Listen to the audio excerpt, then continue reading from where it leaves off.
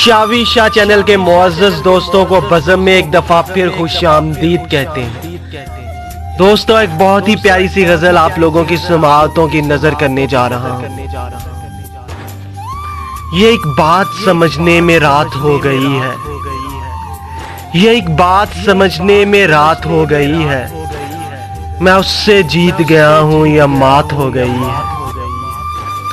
मैं आपके साल परिंदों का दिन मनाऊंगा, मैं आपके साल परिंदों का दिन मनाऊंगा।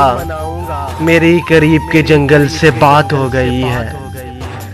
बिछड़ के तुझसे ना खुश रह सकूंगा सोचा था, बिछड़ के तुझसे ना खुश रह सकूंगा सोचा था। तेरी जुदाई ही वजह निशात हो गई है।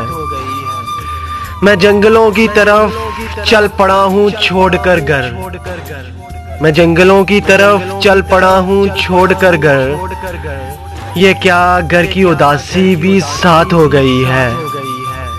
रहेगा याद मदीने से वापसी का सफर, रहेगा याद मदीने से वापसी का सफर। मैं नज़म लिखने लगा था कि नात हो गई है, मैं नज़म लिखने लगा था कि नात हो गई है। ये एक बात समझने में रात हो गई है। मैं उससे जीत गया हूँ या मात हो गई है, मैं उससे जीत गया हूँ या मात हो गई है।